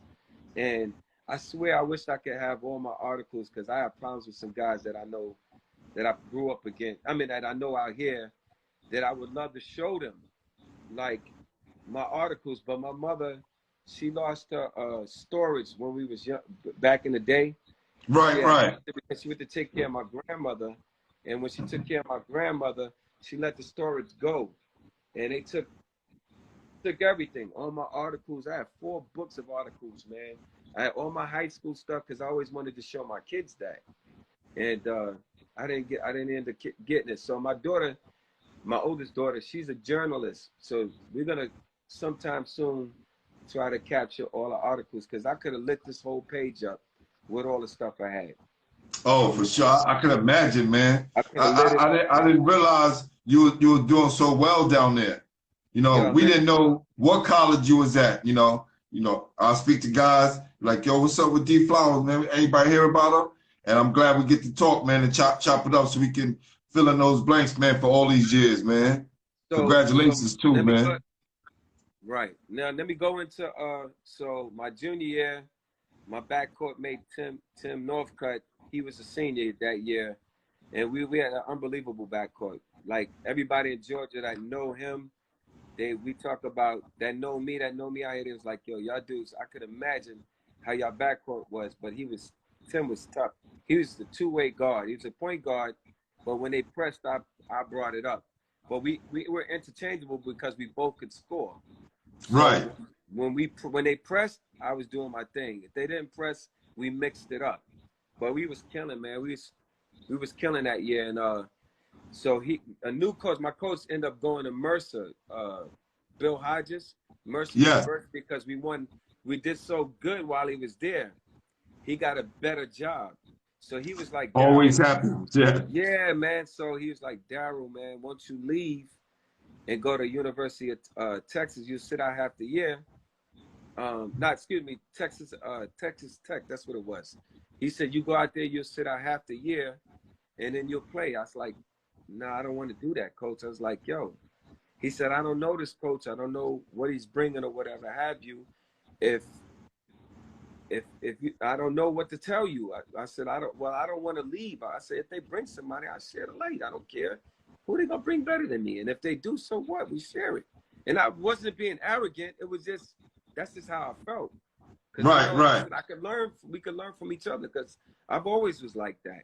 And so he's like, all right, man, I know you stubborn, whatever. All right, no problem. So I ended up staying. New coach come in. So I came. The first day of practice, I came late because I wanted to stay. I had a couple of the pro leagues I was in, and they finished late. So they wanted us to come back like in August, the end of August, like the very end. But school started like September, somewhere around like 9th or somewhere around there in the college. So I told him, I told the coach, I called up, I said, I'm going to be a little late because I'm taking care of some time and stuff with my family, because I know I ain't going to see it for a while, yada, yada. So he ain't saying nothing. So the day I come in there, I walk into the gym, coaches, they ain't really want to say nothing to me or nothing. So I walked up to them because they knew who I was, and I introduced myself like I supposed to, and they were nonchalant, whatever. So I ain't really say nothing. So I had this guy on the team. The coach loved him. He was like 5'8" with dumb ups. Yo, this little dude could Dominique it, man. He's 5'8". He could hit his head Damn. almost on the rim. I'll be honest with you, he probably can hit his head on the rim. He was unbelievably athletic. So they ended up, that was like his son. He was a white coach, and Brian, I forgot his last name. So he was my rival. He didn't like me for whatever reason it was. And make a long story short, man, I just had a lot of friction with him in practice. He was a good practice player, but when it came to game time, he never stepped up. So my coach never, he wouldn't play me. He didn't start me. Now, mind you, I'm first team all conference my Right, junior right. year. I'm ready to light up, and I worked out so hard that summer. And I was working out doing a little bit of stuff. Jason was like, y'all could start working out with him in the mornings or whatever have you. That ain't transpired because I was in too many tournaments. And so I would just get up, put up shots, work on my handle a little bit, do my push-ups that I did every day, which was 500 a day. So, and only on Sundays is the only day I didn't do push-ups. So I would do 500 push-ups, 500 crunches every day. And then I'll play ball. So once again, on Sundays, I didn't do it. And we get back. He didn't play me. I was eating the bench with him. And then finally, every time he played me 18 minutes, I would have 20 points, 18 points, 6, 7 assists. So that was just a terrible senior year. It was just a terrible year for me, man. So I ended up getting an invite to Atlanta camp, to the USBL camp. So Yes. Juice was in it. They called Juice. Juice came. Myself, Darrell Armstrong. You remember him, right? Yeah, yeah, definitely, Oh definitely. yeah. Playing in the So league, yep. so it was a bunch of D1 cats. So now, mind you, I was a little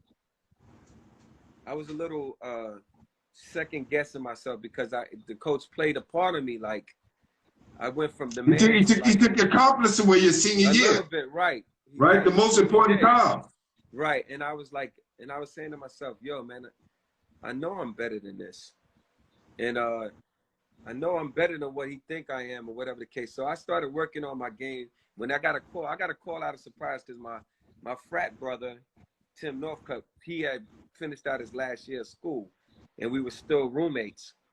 So I had an answer machine, and one of the coaches called me from the camp, left a message saying we wanted to invite you to this camp. So I was like, all right.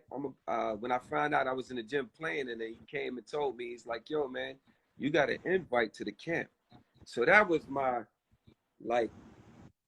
joy. I was like, damn, it ain't over. You know what I'm saying? So I was like, and I knew it wasn't over because I knew what I could bring for a team.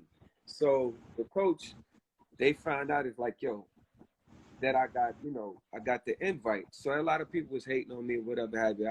I didn't care because I was like, F y'all. Because That's right. That's right. I already knew, y'all all knew I was better than all of y'all by far. But your coach, he had a bunch of freshmen and he was trying to groom them. What he would do was put me in the game and get us close and see if they could figure out and win it. We went from being a division Stupid. champ. That's you don't do that. You put Yeah, the man. freshmen in and you let the seniors finish, right? Absolutely. You let the veterans finish. Right. Again. So after that, I just said, screw them, I didn't care. I started, my senior year was a tough year. I started really hating being there because I know how much basketball meant for me. If it wasn't for basketball, I know I wouldn't have went to school. And Right. so moving forward, I go to the USBL camp, and you know, a couple of the pro scouts and all of that was there. So I didn't have a scout at the time. So they were like, so I'm in a camp. The first week I played, I was giving it to them. Like, I was like, all right. I was doing my thing. So then it was like Darrell Armstrong, he was on one side and I was on the other. We never met up until the second week came. So the first week, I ain't lose a game, and Darrell ain't lose a game. So they were talking about both of us. So, so the next week came, I met up against Darrell, and we went at it. He would have maybe, say he'll have 17, I might have 16. He might have 3 steals. He played, I'll get to his accolades. So he'll have maybe 3 steals, I might have 1 or 2. And then he'll have maybe 5 rebounds, I might have 6. Or he'll have 2 blocks, I might have 1, or vice versa. It was always like that. We were marrying each other. So how they did the camp was whoever had the first place record, they would play the all-star team to play the first place team. Yes. So the first camp I was in, we didn't have the first week of the camp, I didn't have the first place team. So I played in the all-star, and you know, I did my thing in that game. So every big time guard they had, I forgot, they had the rookie of the year guard at USPL. I dropped 35 on him. I forgot his name, but out of fairness to him, he was kind of hurt. He was coming off of kind of an injury, but I was gunning for him. And then they had this other guard that went to Iowa State. I forgot his name too. I swear I wish I remember his name. Gave him the work, the business. Because I was gunning for them because I always had a chip that I didn't go D1. And I was Right. And I was a name snatcher. I always wanted to come get your name. That's just how I was. So I gave them work. So then Darrell and me finally met up. So we was playing. I think they was in second place. And we played. So we was in practicing scrimmaging because this was in the veteran camp. So in the veteran camp, before the veteran camp, let me get to that before that. That's when I met Darrell in the veteran camp. So the second week came, I ain't lose a game. I was on the first place team. So I had 2 7-footers, and I was making them look good because I was shaking the hell out of somebody and dishing them, and they was just on the layup line dunking in the game. That's how free they were. And you know, you can't teach height. Right. So we played the All-Star team in the All-Star team against our team with my 2 7-footers. We beat them. So I ain't lose a game for that whole week. And when I say the week, it started from Thursday to Sunday. We practiced. So then they made the announcement to the veteran camp. So I made it. They had it on the board. You had to go and look on the board, and my name was on the board. So now I had a scout, this dude from Michigan. He was a scout from Michigan. So I gave him my highlight tape that I had. You know, them big ass tapes we used to have back in the day. So VHS joint, right. Right, a VHS. So I had a highlight tape made from my school. So I ended up getting it to him. All the games that I played, somebody edited for me and did it for me. So I gave it him. He never gave it back. Never spoke to him again. But so me and Darrell meets up into the camp, and Darrell, he's another guy in the end. Like, he picked you up from end to end. He was a hard defender. Yes, proven. Everybody they were talking crap because they was gunning for us because I had the flashy handle. I could go or whatever, the New York handle or whatever. So Darrell's playing against me, and we going at it. He's giving me a hard time a little bit, bringing it up, but you couldn't steal it at all. And everybody was betting that he would rip me, but he never ripped me. So we ended up becoming cool. Him and me was roommates. So through the whole camp, they would never put us together. They always put us against each other. So at the end of the camp, Darrell was like, he ended up making it, and I didn't make it. I made it to the very last person, and they picked the guy that was a local that tried out for 3 years in a row. They picked him over Wow. me. Yeah, man, and that hurt me, man. And Darrell and me, you know, I teared a little bit because I was mad because I knew I gave like 75% of my ability, which was far enough to make it. But I guess, you know, they were looking for another direction. So this coach out here, God bless his soul, named Outlaw in Atlanta. He like Yes, yes. everybody know him. He argued for me for to make the team. He was like, "You're making a mistake. Keep this guy." And he pulled me aside and we talked. So that the general manager of the USBL team in Atlanta, he was like, "Yo, once you go to the Miami camp, it's in a few weeks." I said, "Yo, man, I got a daughter that's born. I don't want to be a deadbeat dad, man. I'm just a little frustrated with ball. I need a reset. I need a break." And I ain't say reset. I just mentally I needed a reset because Right, I know right. I should have Gotta made do it. that. Because we had everybody that was in the room, like the top players that was in the camp. We had the top 15 players that we felt that were in the camp. Well, it was like 20 of us. And we was like, yo, because they was going to pick, I think it was 16 people they were going to pick, or 17. I think it was 16. So the guy ended up making the last. And so they were like, everybody had said they're going to pick their top 10 players. Well, excuse me, the top 15. Son, I was either 3 or 2 on the list out of most of them. If I was on 3 or 2, I was in the top 5 of everybody's list. Wow. And I was like, all right. So I felt good because I said, all right. I knew in my heart I was good enough to make it. So after that was it. And then from there, man, I just said, you know what? I came back home to New York. And I you know, my daughter was born. I had that burden on my head, meaning like the responsibility that I was getting ready to come through. And I didn't want to be a deadbeat dad to my daughter. I wanted to be involved in her life. So I slowed up on ball. And then I tried to make a push again. And then I broke my foot playing in the tournament. This dude, I played so much ball trying to get myself back together. This guy ran flush into the side of my foot, my left foot. Damn. And broke it. And that's when I said, yo, man, I'm done. I didn't want to fight because I broke 7 bones in my life. I broke both feet playing basketball at a young age. Well, later in life was my left foot. My right foot, first I broke my left arm when I tell you I got by a car. I broke my right foot playing in a game with, I forgot what tournament we played in. Trevor Clark will remember that.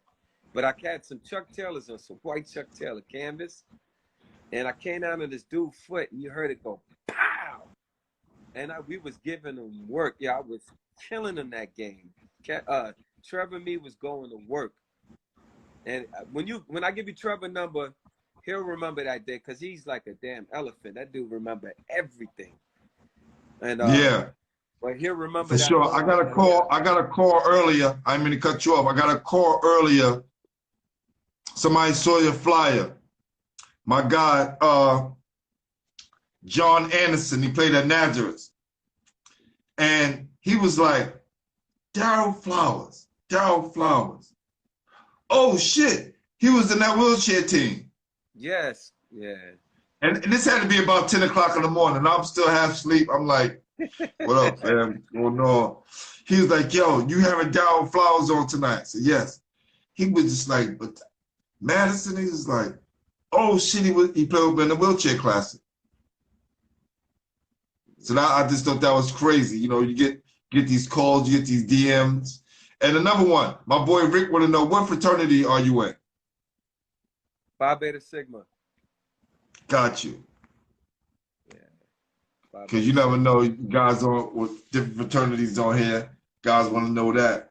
So you get to the point where you know, basketball is like in the back burner, right? On the back burner, you got responsibilities, you got a daughter to raise. Right. What do you decide to do after the ball is over? Man, I started working, man. I 9 to 5 guy, man. I still played in a couple of tournaments, but nothing serious. It was just I just pick up games. I mean, I was still playing West Fourth. here and there. I was playing in that. Now I was still holding my own in that. I wasn't letting that go. Then after a while, I just started tapering off. I just wanted to get money. And I had a couple of management jobs. My responsibility started getting more. And then that was it. I started just fading a little bit away from ball.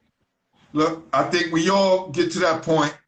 My guy, Eric Hicks, he's the owner and founder of Game Over. It's a grassroots program here in Brooklyn. Eric, that's my man. Yeah, yeah.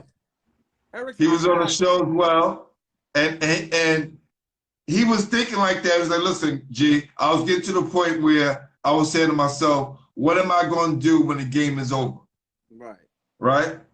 And I was just like, wow, that's crazy that you thought of that. And then it became a business. Right. Right? Mm-hmm. And not only, you know, started from a passion and turned into a business, but look, you said you're working with kids now. What are you doing with kids? We do. Well, I've been, you know, since the COVID-19 things is, we got a company called Next 5 Basketball Academy. I was going to wear the shirt. So, I don't know if you know Troy Bowers. He was working with Yeah, that's big bro, man. I love that guy, man. I met him officially out here through one of my friends that I work with at the airport, Delta Airlines. We all became together and wanted was going to start this company. But my friend, his name is Micah Owsley. He's the founder of the company, and what it is we teach kids not only just basketball, the ministry of life and how to be a good person.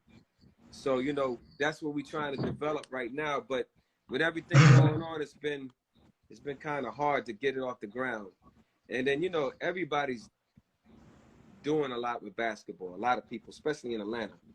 So I haven't branched out, but I told him that I'm about to get really fully committed with teaching these kids, because I teach everything, let alone the handle. I teach them how to post up on the block, footwork. I mean, my block game is crazy, man. Like I fell in love with the block game more than the handle. Wow. You know, always guards want to be a big man want to be a guard. That's the evolution. That's the evolution. Yeah. That's the evolution right there. But you know, right. But my coach, again, Frank Carbajal, I used to be the only one he would let go post up. So I would go down to where the big men were. He would let me go down and get on the block and do moves posting up. So I know all of the up and unders, the shimmies, the half shimmy this way. I could do all the moves that like Elijah want to do. I studied him. And if anybody, I told, if you don't have a block game, you shouldn't even be playing basketball, man. Period. Especially you 6'5", man. You got a little man, you got to bully him. And I don't understand with like the game now, man. These guys falling in love with the 3 too much. They're getting rid of the big man. They done got rid of the big man in the NBA. There's no more post guy. Right. But the 7-footers shooting the 3. But it's crazy because if any of them would be smart, let's just use Steph Curry right now. We'll just go back when they played. And I used to get mad with LeBron. I used to think I was like, yo, you got Steph Curry on you. When you got him on a pick, why are you trying to take him up top? Run to the block like we used to do back in the day. And bully ball. They double, you pitch it out. Just find your shooters. I don't understand. I was like, man, I think the game has changed, and you know. They can play zone. They can play zone now. That's, you know, right. Right. It's like, yeah. So I only watch NBA games in the fourth quarter, right? So you got my guy. The rest of them, let them up. Yeah. The same thing, man. They say the same thing. My guy, Player for Life Sports _net said, tell him his man Spider from BRC is on the check-in. Oh, Spider. Boy, oh boy, that was a bad dude too, boy. He used to have dumb hops. Yo, them dudes was my big brother, Spider. Oh, man. Yo, man, salute to you too, man.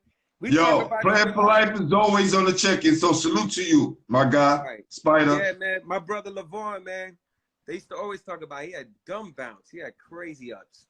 Yeah? Man, bless you, brother. He's put facts. I see it. Yes, that's my guy. He had bounce, man. So before we leave out of here, I want to talk about the Wheelchair Classic real quick. I'm glad. I was going to ask you to bring that up because I want to talk about that. So I get an invitation to wheelchair class, it was and this is funny because I don't know why Teddy ain't get one. Teddy should have made it. I don't understand that. This dude led our team in scoring the whole time. Sometimes that's the way things work. I right? know, man. You're right. So I get an invite, and Kenny Hodge get an invite. Kenny calls me and tells me, "Yo, man, I got an invite, D, to the wheelchair." I said, "Yo, me too." And so I said, "Yo, I hope Teddy got it," or whatever the case. So when I asked him, we got to school, and I was like, "Yo, did you get the invite?" And Teddy was like, "Nah." And I was like, "Damn."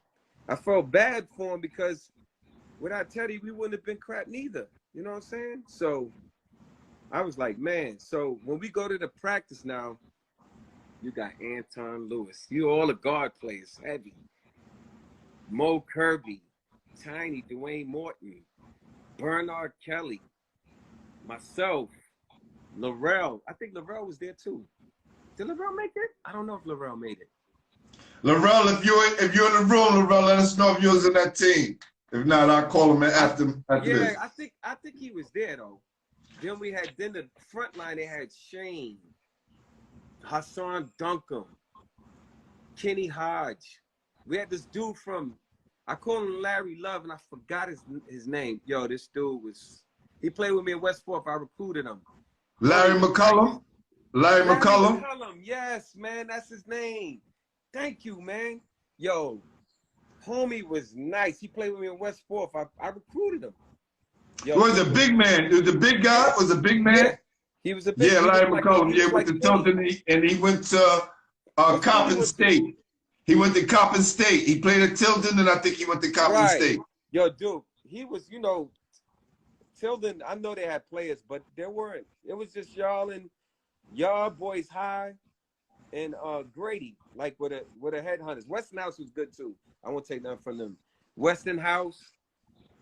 I'm trying to think who else was good in Brooklyn. That was the main people we wanted to go. Yeah, that was kind of the main. That was kind of the main core. Right, but y'all Lincoln. Lafayette was tough, right? Lafayette was good too. They were tough. They had some tough teams there. They did, and I ain't taking nothing from them too, because I'll be dishing Shake, and I apologize, Shake, whenever you watching this or if you are, but. Lafayette was good too. They just was missing a piece or two. But they only had two players, Lance and Shake. So right. And that Urban was good too. Urban was all right. Urban wasn't bad. Yeah, that's right. Forgot about my guy Herb. That's right, Herb. Urban was all right yeah, too. Urban was good. Urban was solid. Yeah. They was good. Guard with him. I forgot about my guy Urban. That's right. Yeah. Wide shoulder Herb. I ain't taking that from him, but we was gunning. Like we knew that y'all two schools in our division was nothing to mess with. So who was on this team? Who made the wheelchair team? So it was, like I said, that was the core right there. So it was Tiny, Anton Lewis, Mo Kirby, Bernard Kelly, and myself. That was the 5 guards. Y'all was all on one team? All on one team. And the crazy part, dang, this is why I wanted to get to the whole nitty gritty of this. So the practices was ridiculous, yo. It was crazy. Like I'm talking about high level. You know, guys wasn't missing shots, a lot of dunks, and the layup line was fire. Cats on the layup line was just dunking it crazy. You know, Kenny Hodge was a fool. Kenny was banging it. Anton used to have bounce. Shane used to dunk, but it was really Kenny was and Larry McCullum, he was nice too.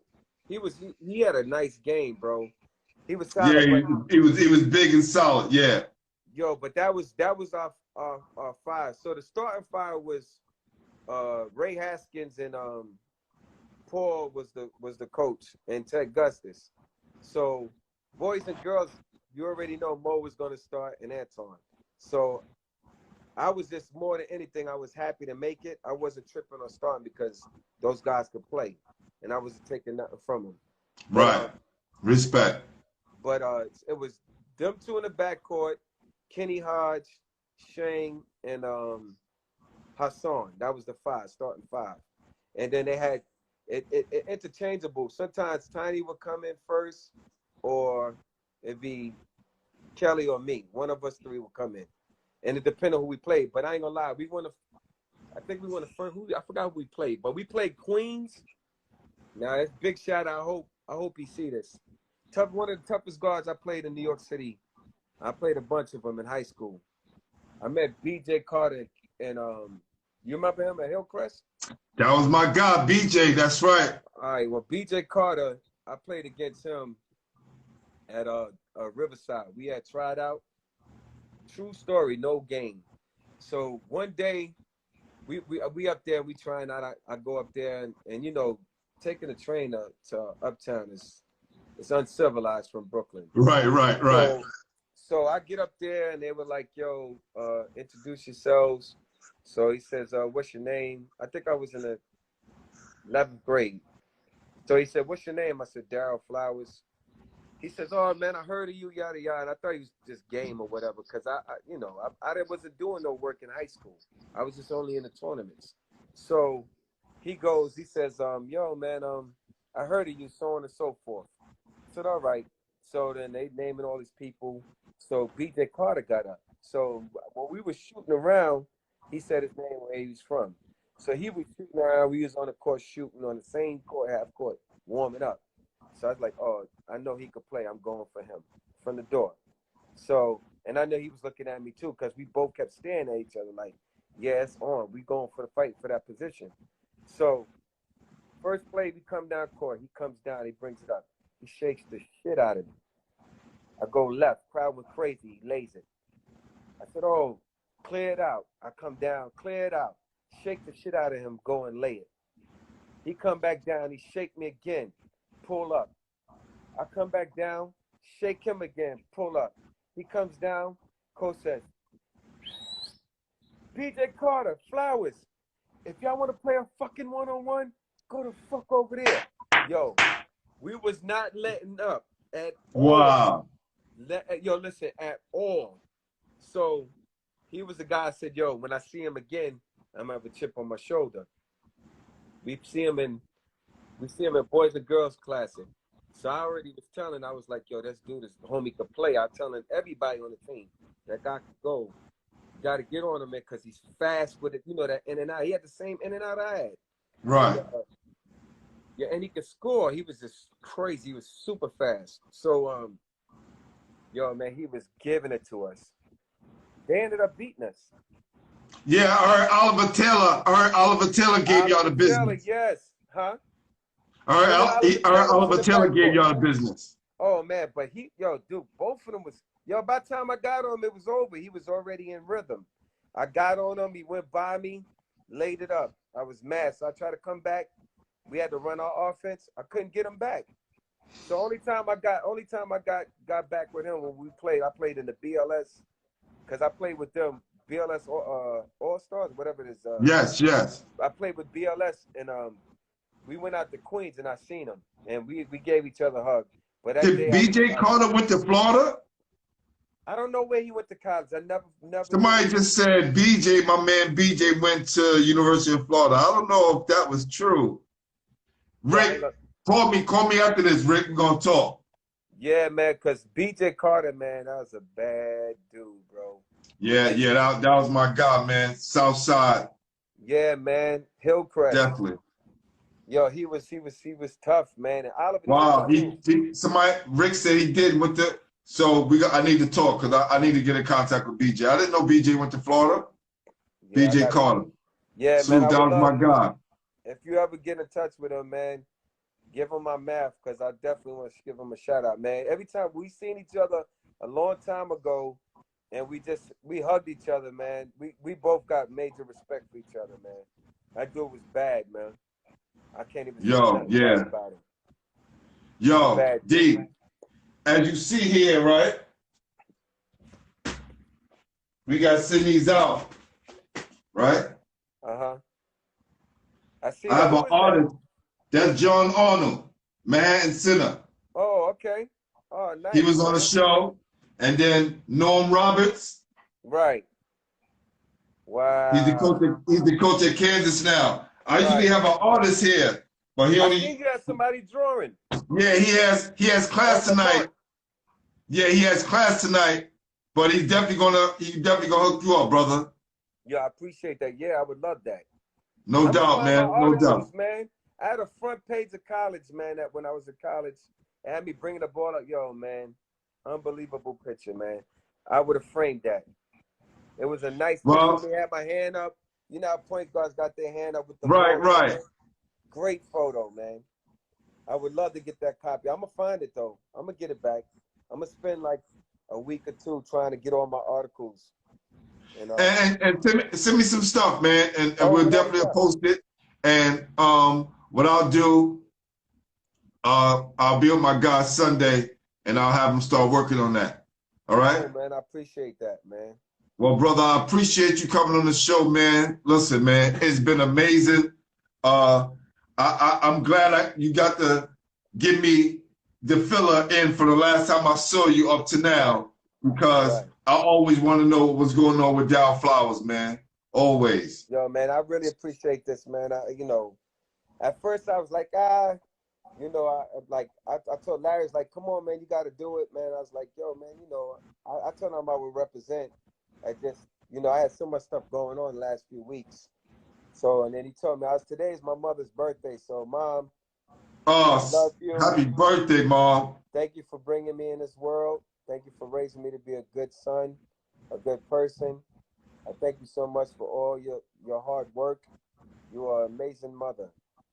So I want you to know that.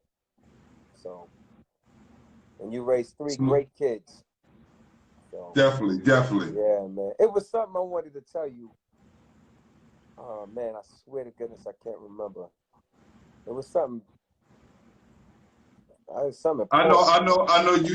You said you wanted to get into the rivalry that we had and the I remember the article that we played y'all, right? And I have an article as well. I have the article that says 3-way tie.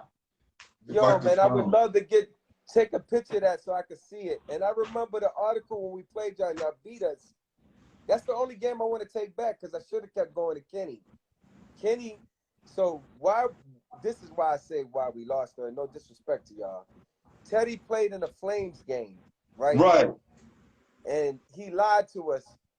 And we found that out. He played in the championship Flame games the night before we supposed to play y'all. Wow. And tore his ankle up. He could barely run, dude. You never knew that story. Man, I could kill that man. I mean, not kill him, but choke him, man. Because that's like, how could you play in a game, the biggest high school game of our career?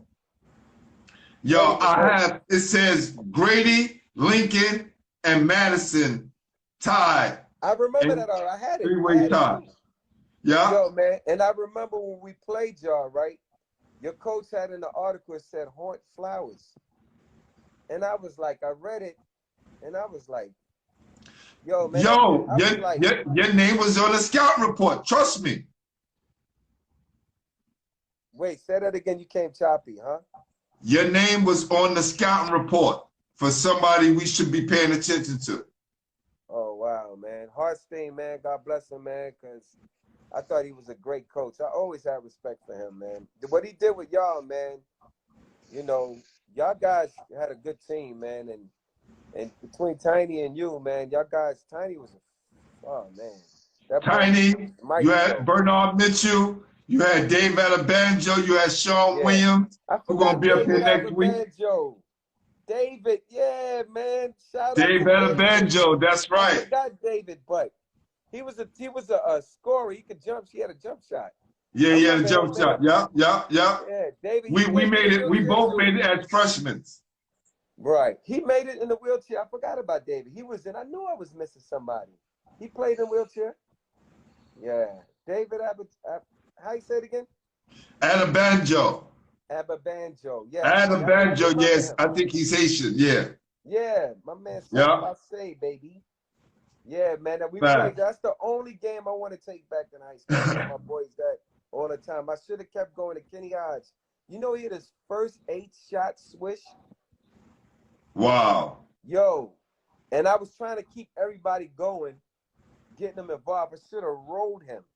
Kenny, oh man, you got to get him on there. Definitely, man. That's gonna be the person you nominate. Cause I'm looking to see if I have, but I'll find it and I'll send it to you, man. All You got to right. get Shake too, man. I'm gonna give you Shake number too. I spoke to Shake 2 months ago. Shake got to Really? get back with me. Yeah. Yeah. I reached Shake. out to him. So call him again and let him know, yo, you got to get on Glenn's show, man. Yeah, I'm gonna tell him, man. You got to get Spice. I got a bunch of I people. speak to Spice all the time. We trust me. We gonna make it happen soon. When you do Yeah. that, you got to tell me, cause I'm gonna get on there. I'm Oh, gonna for get some sure. out. That's Big Brother right there, boy. That's Yeah. the baddest dude out of Coney Island. I don't care. And Joe, I gotta give, Steph. I remember we came out. So Flappers came to Coney Island. Spice brought us out there. This is when I knew our crew from Flappers was. Well, I mean, we played everywhere. We went up to Rucker, everything. We played everywhere. Juice, Doc, Paul, like I told you, Roger, and who else played with us? I'm missing somebody. Myself was the 5. But when we went to Coney Island, it was Juice, myself, Kenny Hodge, Roger, and Guillermo. And we went out there and lit them up. And I know they know that. So Spice brought us out there. He was mad because he was like, yo, Cass wasn't representing. But before we get off, because I've been talking a long time, I know. So Juju is the truth. I met him at Sun Devils. I played with Facts. Pop. Sun Devils. Sun Devils. Yeah, man. Yo, he was 12 years old. I think I was 14. And I was like, yo, this little kid is nice. I was like, yo. Yo, D. Look. 3 tied in first. I can see it a little bit, but can't see it. That's the article. Word, I see it, Lincoln. Yeah. You're right. Yo, we're about to end this show, man. Time is running out. Okay. It was great having you, brother. Likewise, man. Thank you so much. Great having you, man. God bless you, man. I appreciate you, man. You're doing a good thing, bro. Thank you, man. Thank you. Yo, when I come into town, man, I'm